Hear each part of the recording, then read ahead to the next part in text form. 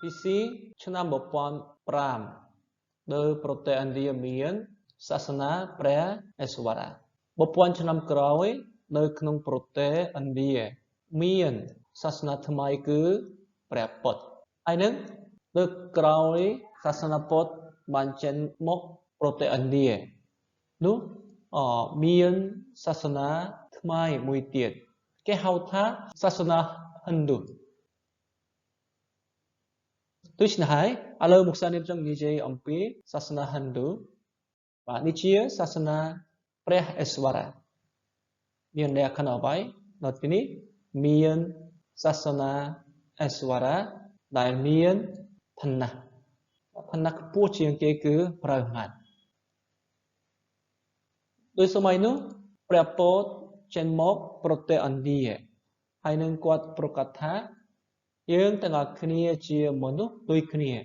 នៅក្នុងពិភពលោកអត់មានឋានៈខ្ពស់ឬឋានៈទាបនៅក្នុងចំណោមមនុស្សលោក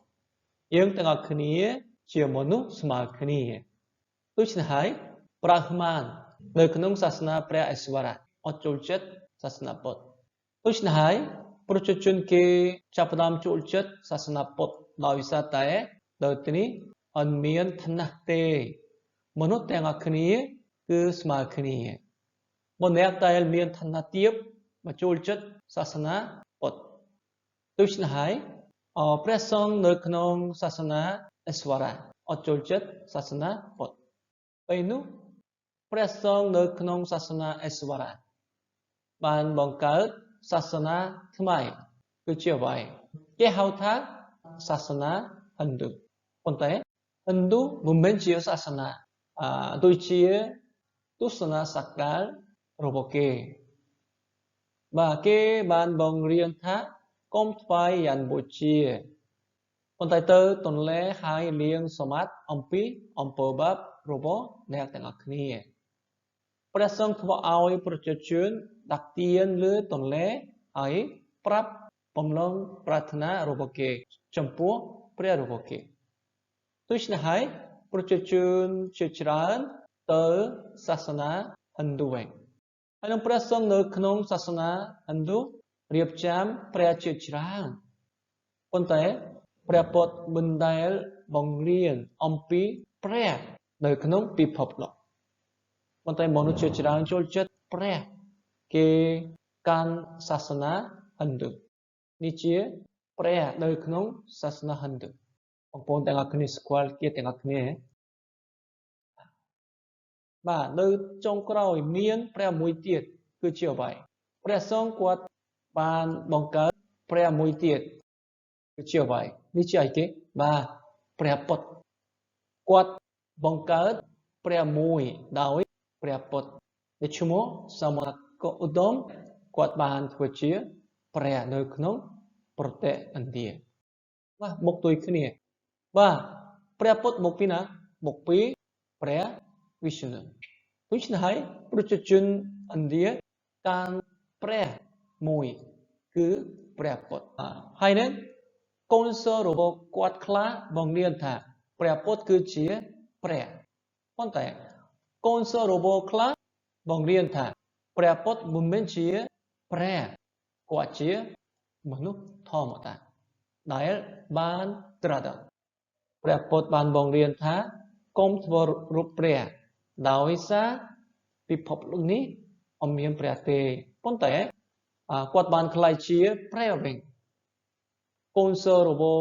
ព្រះពុទ្ធបានបង្កើតរូបព្រះដោយទម្រង់របស់ព្រះពុទ្ធហើយនឹងសាសនាហិណ្ឌូ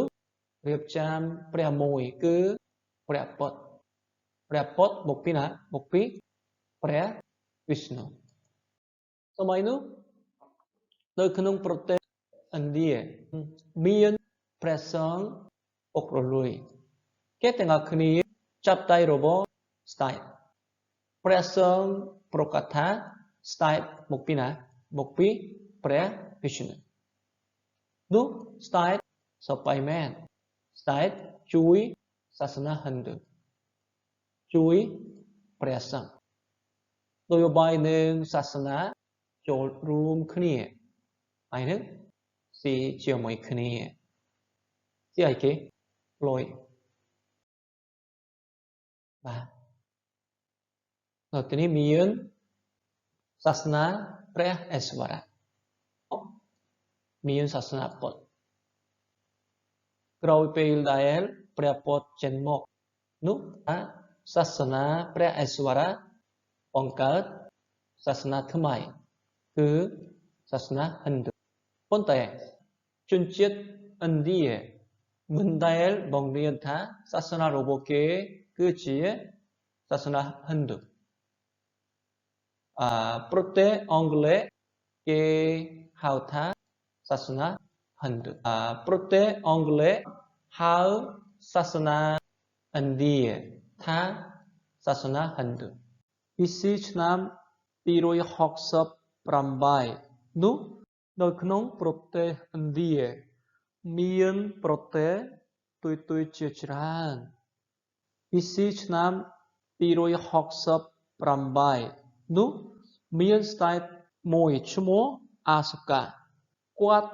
បានបង្រួបបង្រួមប្រទេសឥណ្ឌាជាប្រទេសតែមួយប៉ុន្តែគាត់បានកានសាសនាពុទ្ធដូច្នេះហើយនៅក្នុងប្រទេសឥណ្ឌានៅក្នុងសាសនាហិណ្ឌូមានបញ្ញាមួយដោយសារខាងសាសនាពុទ្ធមានអំណាចធំជាងសាសនាហិណ្ឌូដល់ពេលដែលស្ដេចអាសូកាគ្រប់គ្រងប្រទេសឥណ្ឌាសាសនាពុទ្ធបានទៅប្រទេសផ្សេងបានទៅប្រទេសភូមាប្រទេសស្រីលង្កាទៅប្រទេសថៃទៅប្រទេសកម្ពុជាមានសាសនាអីគេបាទមានសាសនាជាច្រើនមកពីប្រទេសឥណ្ឌាទី1នេះសាសនាដើមនៅក្នុងប្រទេសកម្ពុជាទី2មានសាសនាមួយទៀតមកពីប្រទេសឥណ្ឌាគឺសាសនាហិណ្ឌូទី3មានសាសនាមួយទៀតគឺព្រះពុទ្ធមកពីឥណ្ឌាដែរប៉ុន្តែនេះសាសនាពុទ្ធនៅក្នុងប្រទេសកម្ពុជាក៏ដោយក៏មានពុទ្ធសាសនាពិតដូច្នេះហើយជនជាតិខ្មែរមានសាសនាអ្វីនៅក្នុងប្រទេសកម្ពុជាមានសាសនាហិណ្ឌូមានសាសនាពុទ្ធមានសាសនាមកពីអីគេបាទសាសនាដើមខ្មែរនៅក្នុងប្រទេសកម្ពុជាមានអារ្យសតាំងជាច្រើនមានអារ្យជាច្រើនមានខ្មោចជាច្រើនដោយសារតែសាសនាទាំងអស់មកពីណាបាទមកពីអារ្យសតាំងបានបង្កើតសាសនាផ្សេងធ្វើឲ្យមនុស្សលោកចេញពីព្រះយេស៊ូវប្រទេសកម្ពុជាមានទស្សនសកលរបស់ហិណ្ឌូទស្សនសកលរបស់ពុទ្ធសាសនានិងទស្សនសកលរបស់កុលសម្ព័ន្ធសម័យនេះជនជាតិខ្មែរជឿអ្វីអត់ដឹងព្រះដែលគេទាំងអស់គ្នាជឿមានព្រះជាច្រើនមានអារ្យជាច្រើនមានខ្មោចជាច្រើនដូច្នេះហើយជនជាតិខ្មែរមានលក្ខណៈអ្វីបាទគេទាំងអស់គ្នាមានសេចក្តីភ័យខ្លាចជារៀងរាល់ថ្ងៃគេទៅវត្តគេសែនដោយសារតែគេទាំងអស់គ្នាមានសេចក្តីភ័យខ្លាចអមមានព្រះដ៏ពិតក្នុងជីវិតគេទាំងអស់គ្នាអត់ទាន់ស្គាល់ព្រះដ៏ពិតដែលបានបង្កើតគេទាំងអស់គ្នាដូច្នេះហើយគេបានជ្រើសរើសព្រះផ្សេងមួយណាគឺជាព្រះពិតគេអត់ស្គាល់អារ្យសតាំងមានការងារអ្វីគឺបង្កើតសាសនាផ្សេងសាសនាហិណ្ឌូមកពីណាបាទមកពីអារ្យសតាំងសាសនាកុលសម្ព័ន្ធមកពីណាបាទមកពីអារ្យមកដូចគ្នាហើយនឹងពុទ្ធសាសនាមកពីណាបាទមកពីមនុស្សដែលអារ្យបានជ្រើសរើសដូច្នេះហើយយើងទាំងអស់គ្នាការពារដូច្នេះហើយយើងទ្រពតែការពារប្រទេសកម្ពុជានឹងគ្រួសាររបស់យើងទាំងអស់គ្នា ពីអារក្សសត្តានដែលបានបង្កើតសាសនាផ្សេងសាសនាផ្សេងមានការងារអីគេគឺធ្វើឲ្យមនុស្សនោះចេញពីព្រះយេស៊ូវចេញពីព្រះយេស៊ូវនេះជាការងាររបស់អារក្សសត្តានអារក្សសត្តានការងារមួយទៀតគឺជាអ្វីគឺធ្វើឲ្យមនុស្សមាននិមិត្តសញ្ញានៅក្នុងផ្ទះនៅលើដៃរបស់យើងព្រះផមខ្សែសីមានេះមុខពីណាបាទមុខពីអារក្សធ្វើឲ្យយើងទាំងអស់គ្នាជាប់នឹងនិមិត្តសញ្ញាមុខពីអារក្សសត្តានសញ្ញាទាំងអស់ធ្វើឲ្យយើងទាំងអស់គ្នាឈប់ទៅព្រះយេស៊ូវឈប់ទៅព្រះយេស៊ូវនៅក្នុងប្រទេសកម្ពុជាមានសាសនាអ្វីគេទាំងអស់គ្នាគិតថាពុទ្ធសាសនាប៉ុន្តែកម្ពុជាមានសាសនាអ្វីពុទ្ធសាសនាខ្មែរជនជាតិខ្មែរកាន់សាសនាគឺជាពុទ្ធសាសនាខ្មែរមិនមែនជាពុទ្ធសាសនាដើមដោយសារនៅក្នុងពុទ្ធសាសនាខ្មែរមានអីគេមានទស្សនសកលកុលសម្ព័ន្ធមានទស្សនសកលរបស់សាសនាហិណ្ឌូចូលគ្នានៅក្នុងពុទ្ធសាសនាជនជាតិខ្មែរមានសាសនាអ្វីអត់ដឹងដូច្នេះហើយបើយើងទាំងអស់គ្នាមិនស្គាល់សាសនាខ្មែរបើយើងទាំងអស់គ្នាស្រឡាញ់ជនជាតិខ្មែរនិងគ្រួសាររបស់យើងនោះយើងទ្រង់តែចេញពីសាសនាមកពីអារក្សសត្តាហើយនឹងយើងទាំងអស់គ្នាទ្រង់តែជឿលើព្រះយេស៊ូវ